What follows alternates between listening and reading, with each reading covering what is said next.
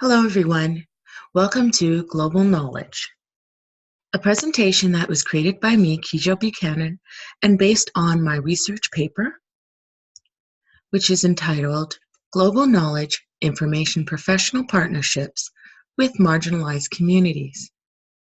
I will have this link available in our discussion page should you require to find further examples and, of course, the references in regards to this paper. So let's get started.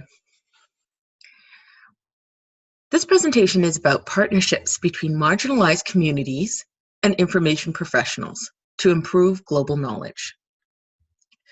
The objective is to demonstrate to you significant issues, reviewed resources, solution analysis, and wrap it up with a closing summary of what I'm hoping will be your learning outcomes, which is a better understanding of knowledge inclusion and preservation, the required skills and tools to assure that knowledge inclusion and preservation, the reasons and benefits for collaboration, and the relevant globalization terms that have come up throughout this research.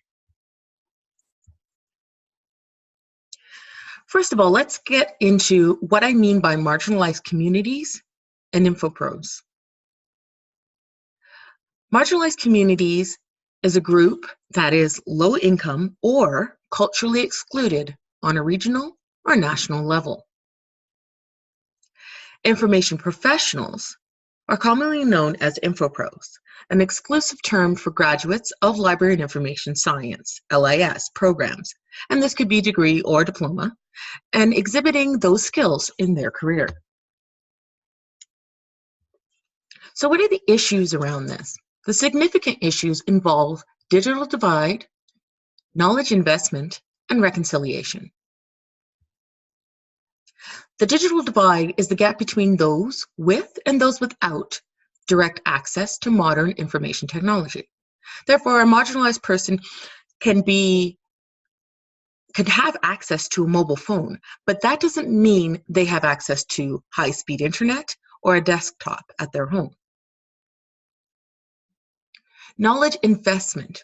This includes developing a strategic plan to preserve and build awareness of traditional and/or modernized knowledge of marginalized communities. Issues of marginalized communities remaining behind in global knowledge conversation and shared contribution. Reconciliation. This context is referring to rights and recognition of marginalized communities, particularly those indigenous marginalized communities. These are communities that are experiencing trauma and continually challenged by systems created from imperial or colonial rule.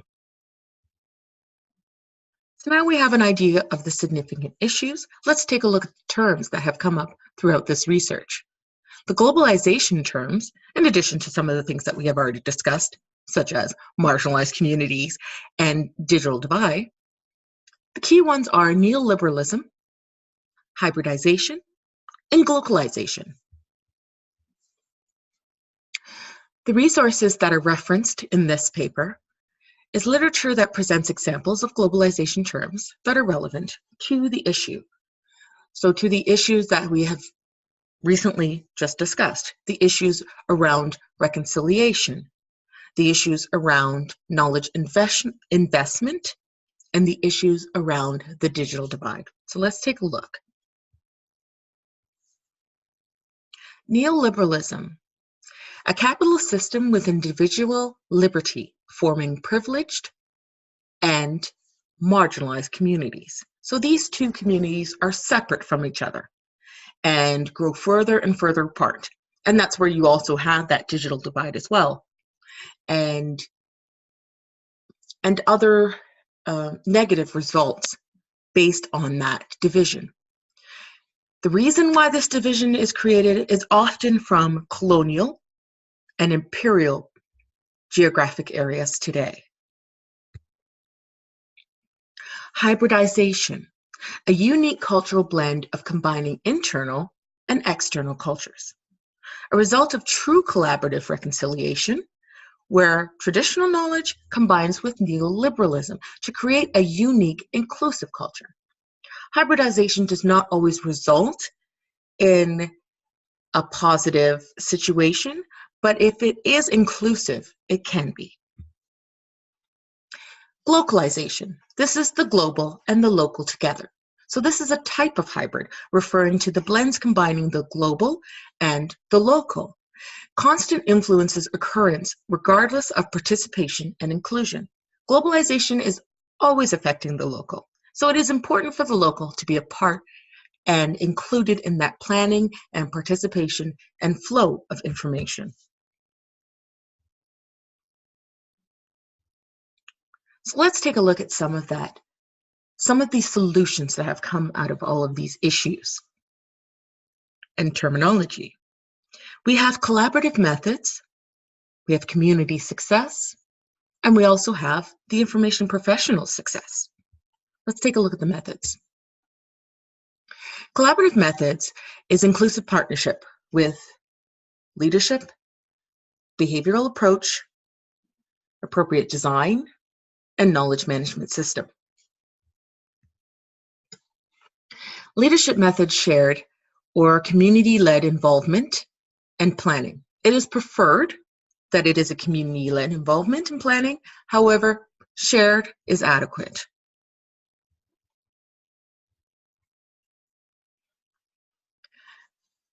An appropriate behavior approach here is for the type of collaboration, allows for a sense of trust between those communities and makes the project more proficient. So this is very important to think about having a behavior throughout the process that will build that trust and make the planning and the execution of the project proficient. A design method that is effective and adaptable to assure the community engagement and approval. So again, effective and adaptable in a UX sort of way. So this user experience focus, you're going to be community focused and community engaging focus. Without this, it can be very unsuccessful and frustrating. But to minimize that type of friction, you want to be adaptable in your design. So whatever the community really responds to, that is something that you need to consider and apply. Knowledge management systems that are applicable to media collected in a non-intrusive and natural method. For example, if something is coming from an oral tradition, you are not going to apply the same digitization and awareness that you may have with recording something that is like literature and scanning literature and how you store literature. That is very different. So you want something that, again, is respectful, but non-intrusive and just very fluid to the type of media that you are collecting. And it also makes it easier to access and manage later. The community successes of this investment is that it increases a sense of cultural identity on that global platform and empowerment within their own community and the surrounding regional and national community, and a sense of global information contribution. They're contributing to that global information flow in all directions. So it's not only coming into the local, but the local is also contributing to the global and can be having a conversation between one local and the next. The information professional is able to offer their knowledge management skills and tools, resulting in digital literacy and online access for a wide variety of patrons. This could be rural patrons, this could be your inner urban patrons, whichever marginalized community it is, now you are creating a better sense of engagement. And through that engagement, you're also contributing to closing that digital divide. Let's recap everything that we've discussed here. So we've shown an importance of investing in marginalized communities and their knowledge sharing interests. Now, what is our assistance here? Well, as the globalization machine grows, information professionals possess the tools and services to assist with diverse knowledge, collection, preservation, and global dissemination. Thank you very much for taking a moment to understand Global Knowledge Information Professional Partnership with marginalized communities, and please have a wonderful day.